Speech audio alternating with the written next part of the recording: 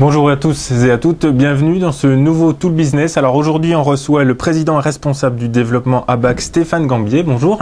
Bonjour. Alors, tout d'abord, pour le grand public, est-ce que vous pouvez nous expliquer qu'est-ce qu'ABAC ? Alors ABAC est une société d'audiovisuel donc qui travaille exclusivement avec des entreprises ou des collectivités territoriales principalement. Et c'est une société donc qui a vu le jour il y a 6 ans maintenant, donc en 2004, et qui travaille autour de 2 axes donc dans la vidéo. La partie qu'on a appelée indoor, donc qui est liée à tout ce qui est intégration de matériel audiovisuel dans des salles de conférence, des amphithéâtres ou des halls d'accueil de grandes entreprises. Et l'autre partie donc qui est une partie qu'on a appelée live, donc qui est liée à tout ce qui est prestation en fait technique pour l'événementiel autour du son, de la lumière et bien sûr de la vidéo. Donc il y a vraiment deux volets, 2 axes. Il y a 2 volets qui sont totalement complémentaires puisqu'en fait on utilise globalement les mêmes produits dans des activités différentes. Voilà. Alors le live c'est plus le côté événementiel. Par contre l'indoor, vous êtes plus qu'un prestataire de services ? Oui, tout à fait. On est sur l'indoor effectivement intégrateur, donc installateur de matériel et de solutions que l'on développe autour entre autres de systèmes d'automation relativement complexes. Mais on essaye de développer aussi tout ce qui peut être contrat de maintenance et contrat d'assistance auprès de nos clients utilisateurs en fait. On peut donner quelques exemples locaux pour un peu plus de concret pour les téléspectateurs. Oui. On parle d'Airbus, le CHU de Toulouse, le Casino Barrière, la Cité de l'Espace, la communauté urbaine du Grand Toulouse aussi. Vous avez fait toute une installation. Tout à fait. Par exemple, sur cet exemple-là, qu'est-ce que vous avez fait concrètement là-bas ? En fait, sur la communauté urbaine du Grand Toulouse, qui est notre dernière réalisation, on va dire importante en tout cas, effectivement, on a équipé plusieurs salles de conférences qui sont donc équipées en système conférencier avec tout un tas de micros, ce qu'on appelle maître et président, donc qui permettent de tenir une assemblée, de la vidéoprojection, donc qui permettent de diffuser des documents informatiques ou vidéo. On a également de la visioconférence, donc qui permet de lier la communication entre plusieurs sites et aujourd'hui qui est de plus en plus utilisée. Et puis tout un tas de matériel annexe, dont la gestion centralisée dont je parlais tout à l'heure, qui va permettre en fait à un utilisateur non expert en matière d'audiovisuel de pouvoir piloter à partir d'une dalle tactile par exemple, qui est Wi-Fi ou infrarouge, l'ensemble des fonctionnalités d'une salle de conférence. C'est-à-dire descendre l'écran, descendre la lumière, mettre en marche le vidéoprojecteur, envoyer tel ou tel film. Voilà, donc quelque chose de relativement... On essaie de simplifier au maximum la complexité de l'audiovisuel. Pardon ? Une personne et on dirige tout finalement. Exactement, exactement. Alors là on parlait des clients, on va dire entre guillemets locaux puisqu'on est sur Toulouse et Grand Toulouse et le siège d'ici est à l'Union. Oui. Par contre vous développez pas mal et on parlait tout à l'heure hors antenne de clients également nationaux. Oui, tout à fait. On est amené à accompagner de plus en plus nos clients. Je pourrais citer Orange par exemple ou la Banque Postale sur tout le territoire français et entre autres à Paris. Donc sur des installations en fait où on fait du déploiement de salles de conférence entre autres, ou de salles de réunion dans toute la France. Alors là, on parle du déploiement, des installations que vous faites. Il faut préciser, par exemple, que, bon, apparemment, j'ai lu que la communauté urbaine du Grand Toulouse, c'était un contrat de 150 000 €.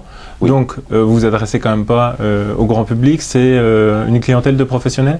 Oui, tout à fait. C'est effectivement uniquement ce qu'on appelle du B2B, donc business to business. On ne travaille pas ou très peu avec le particulier et effectivement on travaille uniquement avec des professionnels qui ont des besoins je dirais de communication interne mais aussi externe au travers de la visioconférence par exemple dans leur salle de réunion quoi.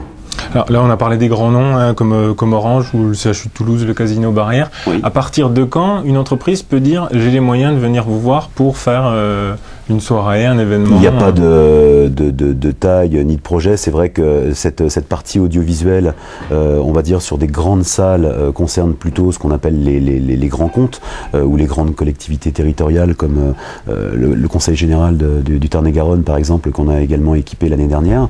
Mais des PME peuvent tout à fait venir nous voir et entre autres j'y reviens mais sur la visioconférence qui depuis entre autres l'année dernière a vraiment vécu un coup d'accélérateur dire, entre autres, c'est lié à la crise, et ça peut paraître paradoxal, mais pour économiser en fait des frais de déplacement, les entreprises se sont, enfin au niveau de leurs collaborateurs, les entreprises se sont équipées de plus en plus de visioconférences pour pouvoir correspondre sans avoir les frais inhérents en fait au déplacement, quoi. Voilà.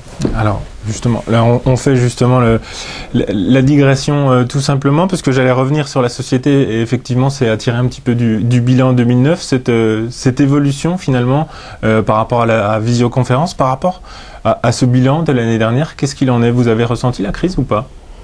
Alors, c'est effectivement là aussi paradoxal, mais on a terminé l'année 2009 avec un chiffre d'affaires en fait en progression de 13,5%.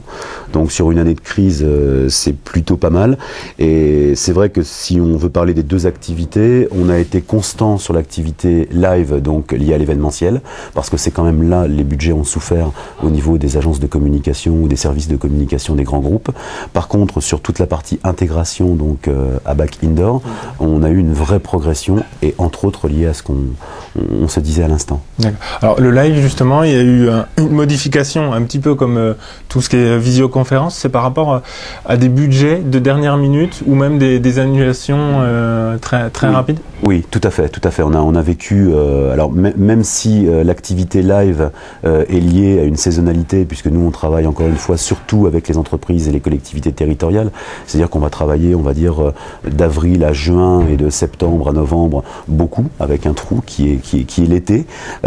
Donc cette saisonnalité, on la connaissait déjà avant, mais c'est vrai que ce qui est vraiment nouveau, c'est, je dirais, le temps entre le moment où notre client va décider de faire et de mener son opération et le moment où il va en fait nous interroger pour réaliser cette opération, qui parfois, même avec des moyens conséquents, peut avoir lieu une semaine ou 15 jours après. Donc ça, il a fallu effectivement en termes de gestion de ressources matérielles et en termes de gestion de ressources humaines aussi, c'est-à-dire des hommes qui sont derrière les machines, et il en faut, pouvoir s'adapter à répondre très vite, quoi.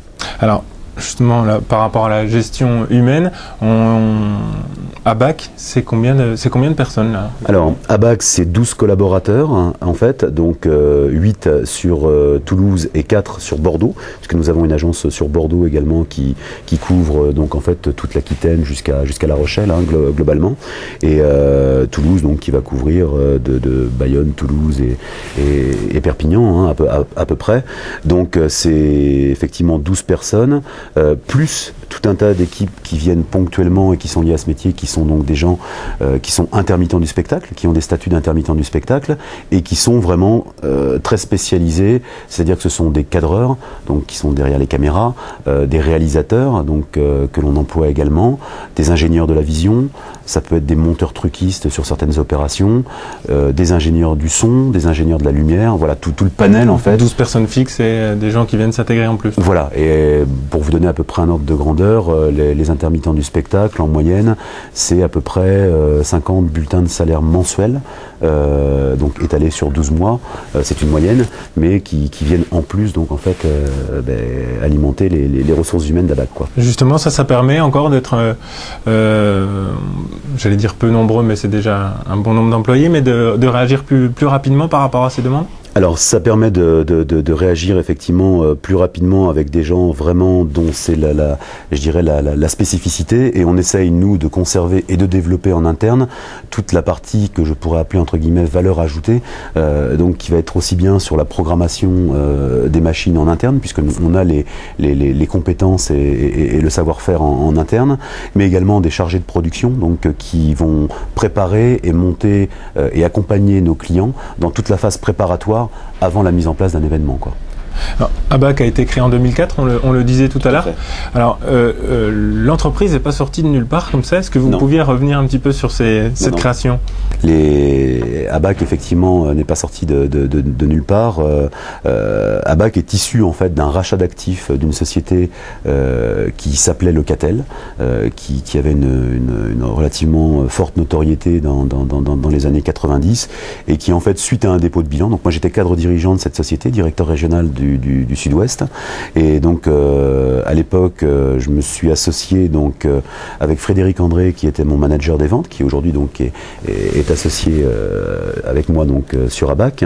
Et on a racheté une partie des actifs en fait sur les agences de Toulouse, Bordeaux et à l'époque en 2004 Rennes également, puisque je connaissais bien Rennes je suis arrivé en fait à Toulouse, donc dans le Sud-Ouest, en 2001 en provenance de Nantes et Rennes. D'accord. Okay. Alors, là on parle de la naissance. Alors en ce moment il y a pas mal de développement. Chez ABAC, il y a un nouveau site internet qui est arrivé pour plus de visibilité. Une agence sur Paris qui se développe également en plus de celle de Bordeaux. Des projets sur le Maghreb. Est-ce qu'il y a encore quelque chose dans les cartons à venir là où Pour revenir sur l'agence de Paris, c'est vrai que c'est une volonté, on le disait tout à l'heure, d'ABAC de se développer pour mieux accompagner nos clients, et on sait que la France est très centralisée, donc beaucoup de décisions se prennent à Paris, donc c'est essentiel à mon avis qu'on soit présent au-delà du bureau que nous avons actuellement, c'est-à-dire présent avec un stock de matériel et présent avec un parc de matériel. Donc ça c'est la première ambition en 2010 en tout cas d'ABAC. Le Maghreb, on a beaucoup travaillé depuis 2005 effectivement en Algérie pour être précis, et Alger pour être encore plus précis, donc sur de l'intégration de matériel.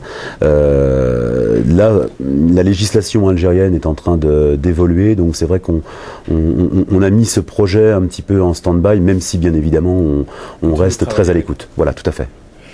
Alors, on va passer à la dernière partie de l'émission, qui est la partie actualité.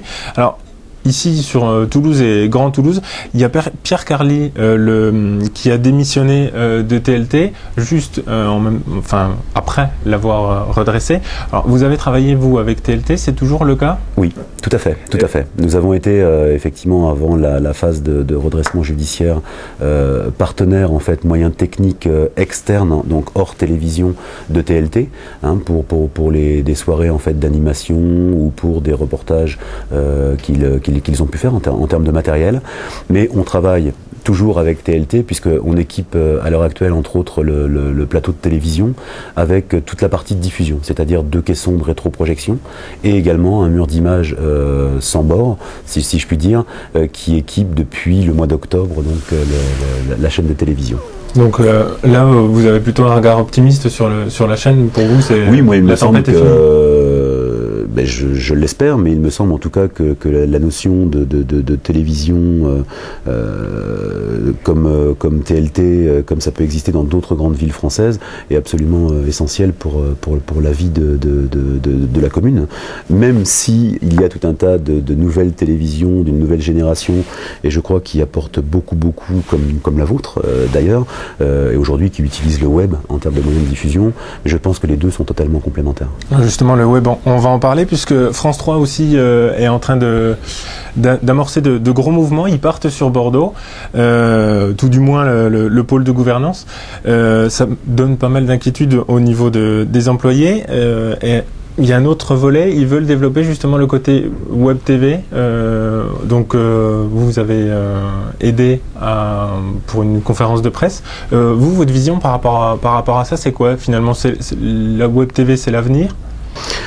Je pense qu'on ne pourra pas couper, en tout cas, à tout ce qui est lié à l'Internet, et aujourd'hui, les web TV deviennent matures. Je dis ça parce que les premières web TV se sont lancées quand même dans les années 2000, et effectivement, ça n'a pas marché pour plein de raisons, et entre autres techniques, trop tôt, voilà, exactement. Mais aujourd'hui, je pense qu'effectivement, les web TV, c'est l'avenir, parce qu'on se connecte, je dirais, davantage sur son ordinateur qu'on ne va se mettre devant la télévision, et puis c'est surtout qu'on a une réactivité qui est bien supérieure à celle des moyens qu'on doit engager sur des télévisions de normes plus broadcast, plus professionnelles, même si encore une fois elles sont complémentaires. Après France 3 et les web TV, on a eu l'occasion de travailler entre autres avec eux sur une diffusion web TV par rapport au marathon de Toulouse, qui a été retransmis donc effectivement sur le web, et ABAC a assuré donc tous les moyens de captation du marathon. La collaboration s'est très bien passée, et je crois que de toute façon c'est l'intégralité des mentalités et des manières de procéder des gens de l'audiovisuel dont on fait partie qui doivent s'adapter tout simplement. Alors on sort de l'audiovisuel pour la dernière question. Alors vous avez un bureau à Toulouse, enfin l'Union pour être plus précis, Bordeaux et Paris. Actuellement, là on va terminer les régionales. Il est beaucoup question du TGV à grande vitesse. Est-ce que ça va vous changer la vie justement pour rejoindre vos bureaux, ou est-ce que vous préférez l'avion ? Alors, sans aucun doute, on attend le TGV avec grande impatience. Je crois que Toulouse doit d'ailleurs être la seule ville aujourd'hui en France qui reste totalement isolée, en tout cas par des voies ferroviaires à grande vitesse. Et bon, voilà, en tout cas, mon avis personnel, c'est que c'est quelque chose qui est absolument nécessaire pour le développement économique du bassin toulousain, et pour les gens qui sont amenés effectivement à aller aussi sur, entre autres, Paris. C'est absolument nécessaire, quoi. Eh ben, on va terminer là-dessus. Stéphane Gambier, merci. Merci à vous. Pour ma part, je vous donne rendez-vous dans une semaine pour un prochain Tool Business. Au revoir.